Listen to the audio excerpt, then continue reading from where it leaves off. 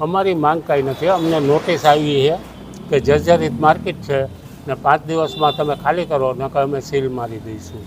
તો અમારું કહેવાનું એ કે એ લોકો જર્જરિત જો આને ગણતા હોય તો કયા કારણોસર કેવી રીતે ગણે છે.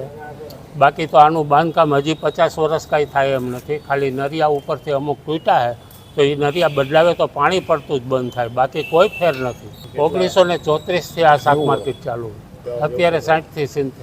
અમારી માગણી એક જ છે કે અમને શાંતિથી ધંધો કરવા દે, કારણ કે અમારો ધંધો એ સવારનો હોય ને દર 2-5 વર્ષે કાંઈક ને કાંઈક બનાવ બને એટલે આ માર્કેટને જર્જરિત જાહેર કરે એટલે અમારે વેપાર ધંધા મૂકીને કોર્પોરેશનની ઓફિસે હળિયાળી કરવાની.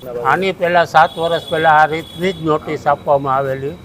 તે સમયમાં અમે મેયર અને કમિશનરને મળ્યા હતા, તે લોકોએ માર્કેટની રૂબરૂ મુલાકાત લીધી હતી, એન્જિનિયરોની સાથે લીધેલી હતી. તે સમયમાં એને કીધું કે આ રિનોવેટ જ માગે છે, કોઈ જાતની જર્જરિત નથી, કારણ કે એક પણ લાકડું કે લોઢામાં કોઈ પણ ખરાબી નથી કે સડ્યો હોય કે કટાણું હોય.